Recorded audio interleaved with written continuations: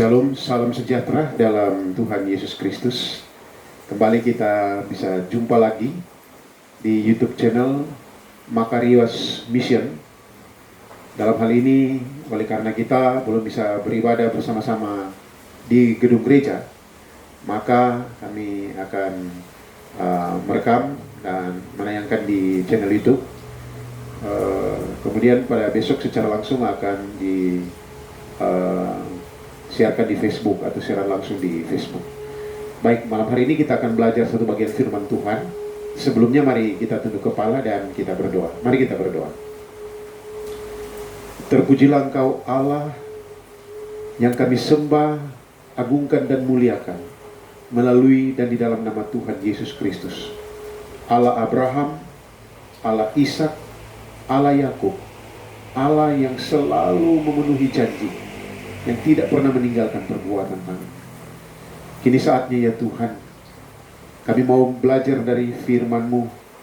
Kami merindukan, biarlah Engkau berbicara secara pribadi kepada masing-masing kami.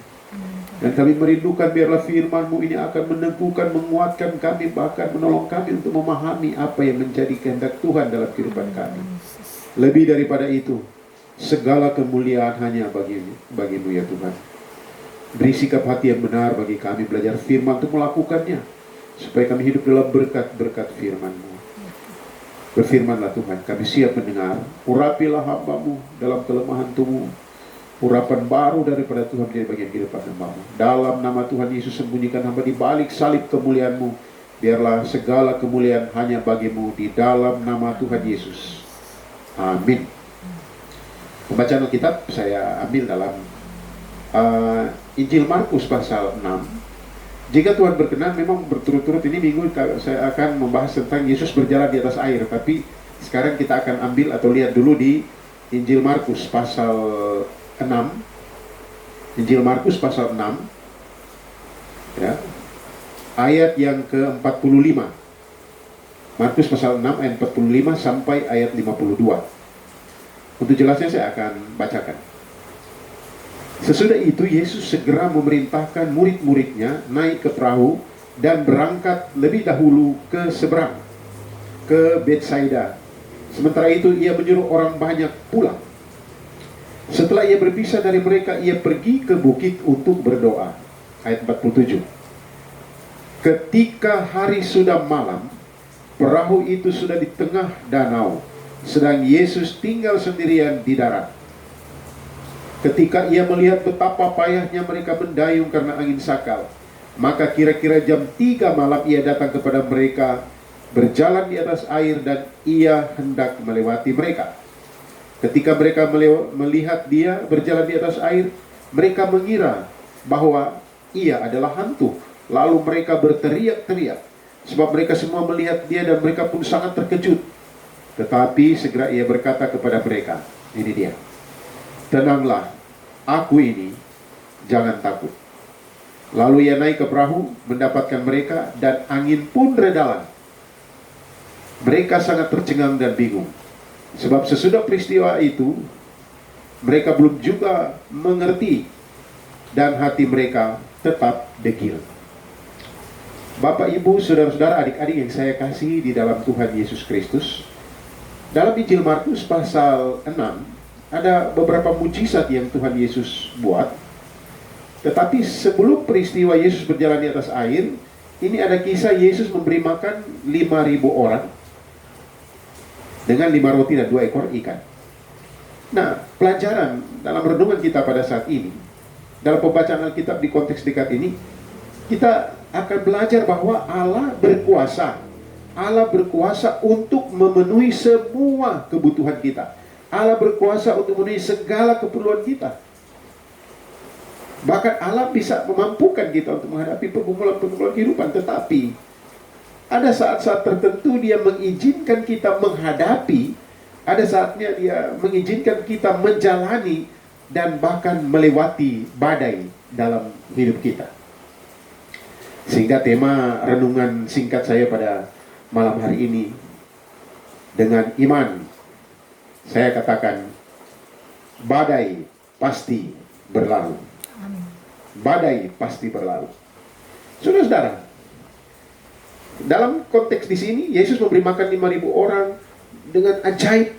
Tetapi kemudian dia menyuruh murid-muridnya lebih dahulu ke seberang. Ini disuruh oleh Yesus, tetapi dalam perjalanan mereka mengalami badai tofan yang luar biasa.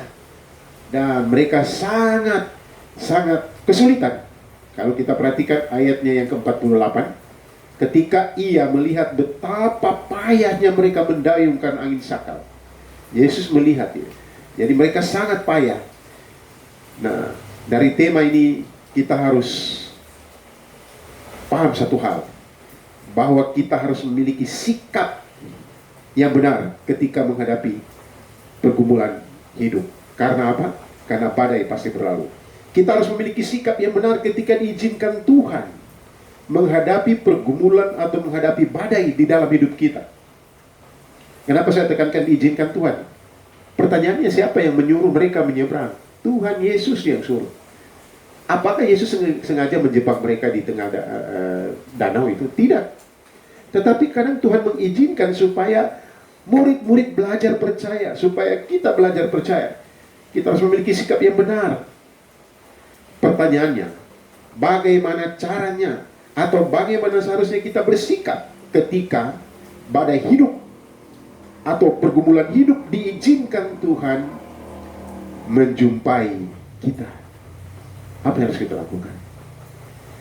Saudara-saudara, belajar dari Markus pasal 6 ayat 45 sampai 52, kita akan mempelajari 3 sikap dalam menghadapi pergumulan hidup. Tentu keyakinan iman pertama, yang utama adalah tadi, badai pasti berlalu oleh karena Yesus. Nah, kita lihat sikap yang pertama. Khususnya kita perhatikan ayatnya yang ke-50. Yang pertama adalah tenang. Saudara-saudara, ketika Yesus melihat betapa payahnya mereka mendayung, Yesus pergi menjumpai mereka. Tenang. Tenang ini dari kata kerja imperatif atau perintah. Ini perintah. Jadi pada waktu Yesus melihat mereka begitu ketakutan, Yesus berkata, tenanglah. Tenang artinya kuasai diri. Tenang artinya berani, jangan panik. Pertanyaannya, mengapa harus tenang? Firman Tuhan menasihatkan dalam 1 Petrus pasal 4 ayat 7. Kita harus tenang supaya kita dapat berdoa.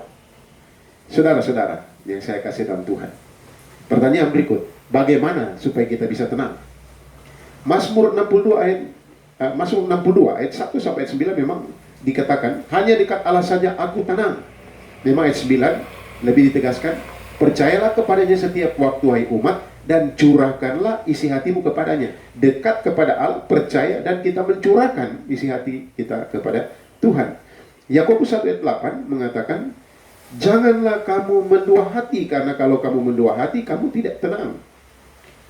Nah, kalau kita percaya kepada Tuhan, kemudian kita mulai ragu tentang pertolongannya juga, ya berarti itu mendua hati. Jadi cara yang pertama adalah tenang. Mengapa? Supaya kita bisa berdoa. Bagaimana caranya tenang? Dekatkanlah diri kepada Allah. Bagaimana cara dekatkan diri kepada Allah? Percaya kepadanya setiap waktu, kemudian curahkan isi hati kita kepadanya. Hal yang kedua, Bapak Ibu Saudara yang saya kasih dalam Tuhan Yesus Kristus, yang kedua adalah percaya sungguh. Percaya sungguh. Ayatnya yang ke-50 ini artinya percayalah bahwa dia selalu ada. Percayalah bahwa dia selalu peduli. Percayalah bahwa dia tidak akan membiarkan kita. Ungkapan tenanglah aku ini, ungkapan aku ini dari istilah Yunani ego eimi. Nah, ini istilah ini pengertiannya hampir sama dengan dalam Keluaran pasal 3 ayat 14 ketika Musa dia berbicara dengan Tuhan, dan Tuhan memberikan jaminan kepadanya. Kalau Musa bertanya, kalau orang tanya siapa yang utus aku, katakan aku adalah aku. Ini menjelaskan tentang apa? Menjelaskan tentang kemahahadirannya, menjelaskan tentang bahwa dia adalah juru selamat, dia hadir, dia selalu ada. Saudara-saudara yang saya kasih dalam Tuhan, Coba kita lihat gambaran dalam ayat 48. Kita perhatikan ayat 48. Ini bentuk percaya. Ketika ia melihat betapa payahnya mereka mendayung. Ada 3 kata penting itu, atau 2, sorry, ada 3 kata. Yaitu ia melihat. Jadi kita percaya sungguh kepadanya. Karena apa? Dia melihat. Jadi dia suruh, tapi dia melihat. Dia peduli. Kemudian dia merasakan betapa payahnya. Dia melihat betapa payahnya. Kemudian ada ungkapan, ia hendak melewati mereka. Seolah-olah hendak melewati sebenarnya ini. Seolah-olah hendak melewati. Melihat apakah mereka peka atau tidak. Apakah mereka sungguh percaya atau tidak. Bapak, Ibu, Saudara-saudara yang saya kasih dalam Tuhan. Di tengah badai kehidupan kita, di tengah pergumulan, persoalan, tantangan kita, kita menjadi kuat kalau kita berjalan bersama dengan Tuhan, percaya kepadanya. Kita akan mengalami Dia kalau kita sungguh-sungguh datang dan percaya kepadanya. Artinya begini, ketika kita ada di badai tofan, itu kesempatan kita untuk dekat dan intim dengan Tuhan, memeluk Dia, bergantung mutlak kepadanya. Hal yang ketiga, sikap kita ketika badai tofan dunia menghantam kita. Jangan takut. Ini kata ini jelas sekali. Tenanglah aku ini, jangan takut. Tenanglah, percayalah kepadaku, jangan takut. Ini juga bentuk imperatif, ini perintah. Artinya, jangan dikuasai oleh ketakutan. Siapa yang tidak takut? Renungan kita minggu lalu, siapa yang tidak takut? Saya takut. Dan saya jujur kepada Tuhan, saya gelisah, saya takut, saya khawatir, saya cemas. Tapi saya hanya mengeluarkan air mata di hadapan Tuhan. Jangan takut, jangan dikuasai oleh ketakutan. Mengapa? Karena kalau kita takut, kita menjadi tak berdaya. Jangan takut ini berarti juga berhentilah merasa takut. Berhenti merasa takut. Jadi kalau ada di antara Bapak, Ibu, Saudara-saudara yang saya kasih dalam Tuhan, sekarang ini ada di tengah lembah kekelaman atau di lautan badai yang bergelora, jangan takut. Pertama yang harus kita lakukan, tenang. Tenanglah. Yang kedua, percayalah bahwa Dia ada, Dia hadir, Dia peduli. Dia tidak meninggalkan, membiarkan kita. Yang ketiga, jangan dikuasai oleh ketakutan. Berhenti merasa takut. Ketika merasa takut, jujur kepada Tuhan dan katakan, ini aku Tuhan. Aku tak berdaya dan Engkau bisa. Kiranya Tuhan memberkati kita sekalian. Tuhan kiranya akan menolong kita menjadi pribadi yang sungguh-sungguh mampu menghadapi badai kehidupan, di badai tofan dunia.